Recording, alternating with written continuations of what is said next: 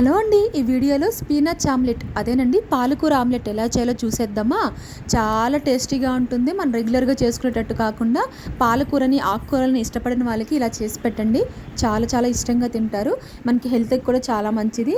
ఈ ఆమ్లెట్లో ఫైబర్తో పాటు ప్రోటీన్ కూడా ఉంటుంది కదా, పిల్లలకు కూడా చాలా చాలా మంచిది. ఒకసారి ఇలా అయితే ట్రై చేయండి. దానికన్నా ముందుగా మన ఛానల్ని ఫస్ట్ టైం చూస్తుంటే ప్లీజ్ సబ్స్క్రైబ్ చేసుకోండి. ఇప్పుడైతే ముందుగా ఒక ఆకుకూర కట్టను అయితే తీసుకోవాలండి. ఆకుకూర కట్టని బాగా నేనైతే పాలకూర తీసుకున్నానండి. మీరు దాని బదులు వేరే ఆకుకూరలు ఏదైనా కూడా తీసుకోవచ్చు. ఈ విధంగా ఒక కప్పు వరకు ఆకుకూరను అయితే తీసుకున్నాను. అలానే ఒక మీడియం సైజు ఆనియన్ కూడా ఇలా చిన్ని చిన్ని ముక్కలుగా అయితే కట్ చేసి పెట్టుకున్నాను. అలానే ఒక బౌల్ తీసుకొని నేనైతే 2 ఎగ్స్ తీసుకుంటున్నానండి. ఎగ్స్ అనేది మీ క్వాంటిటీని బట్టి తీసుకోండి. నేనైతే 2 ఎగ్స్ తీసుకుంటున్నాను 2 పర్సన్స్ కోసము. ఈ విధంగా అయితే 2 కోడిగుడ్లని ఇలా పగలగొట్టుకోవాలండి. దీంట్లోనే మనకి రుచికి సరిపడ సాల్ట్, అలానే కారము, చిటికెడు పసుపు, కొద్దిగా మిరియాల పొడి, అలానే ఒక చిటికెడు గరం మసాలా కూడా వేసుకోండి. ఇలా ఇవన్నీ వేసుకున్న తర్వాత అంతా కూడా మనము బాగా బీట్ చేసుకోవాలండి. ఈ విధంగా అయితే బాగా బీట్ చేసుకోండి. దీనివల్ల ఆమ్లెట్ అనేది చాలా పఫీగా అయితే వస్తుంది. ఒక 2 మినిట్స్ ఇలానే బీట్ చేసుకుంటూ ఉండండి. ఇప్పుడైతే ఆమ్లెట్ కోసము ఒక ప్యాన్ పెట్టుకున్నాను.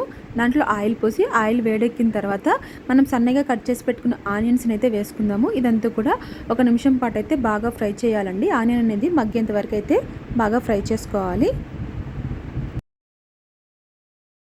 మరీ ఎక్కువగా అయితే ఇది ఫ్రై అవ్వాల్సిన అవసరం లేదు, కొంచెం మగ్గితే సరిపోతుంది. ఇది ఇలా ఫ్రై అయిన తర్వాత ఇందులో మనం ముందుగా కట్ చేసి పెట్టుకున్న పాలాకును కూడా వేసుకోవాలండి. ఈ పాలాకు వేసి మళ్ళీ ఇంకొక నిమిషం పాటు అయితే బాగా కలుపుతూ ఫ్రై చేసుకోవాలి. ఈ పాలాకులో పచ్చివాసన పోయేంత వరకు అయితే బాగా ఫ్రై చేసుకోవాలండి. ఒక 2 నిమిషాలు ఇలానే ఫ్రై చేసుకుంటూ ఉండండి. ఇది కొంచెం ఫ్రై అయిన తర్వాత ఇప్పుడు మనం బీట్ చేసి పెట్టుకున్న అగ్గును కూడా పోసేసి దీన్ని ఏమి గరిటెతో తిప్పకుండా అలానే మూత పెట్టేసి ఒక 5 నిమిషాలు సిమ్లోనే మీరు కుక్ చేసుకోవాలండి. ఈ విధంగా మూత పెట్టేసి ఒక 5 మినిట్స్ తర్వాత ఓపెన్ చేసి చూడండి. వన్ సైడ్ అయితే మనకి బాగా కాలుంటుంది. ఇక్కడ చూస్తున్నారు కదా, ఈ విధంగా కాలిన తర్వాత ఇంకా రెండో సైడ్ కూడా తిప్పుకొని ఇంకొక నిమిషం పాటు అయితే మూత పెట్టేసి అలానే వదిలేసేయండి. నిమిషం తర్వాత ఇలా మూత ఓపెన్ చేసి చూస్తే మన ఆమ్లెట్ అయితే రెడీ అయిపోయింది. చూసారు కదా ఎంత కలర్ఫుల్గా ఉందో. టేస్ట్ కూడా చాలా చాలా బాగా వచ్చింది. అంతే అండి, స్టవ్ ఆపేసి ఇంకా ఆమ్లెట్ని తీసేసుకోవడమే కదా. చాలా చాలా సింపుల్ అండి. 5 మినిట్స్లో అయితే అయిపోతుంది.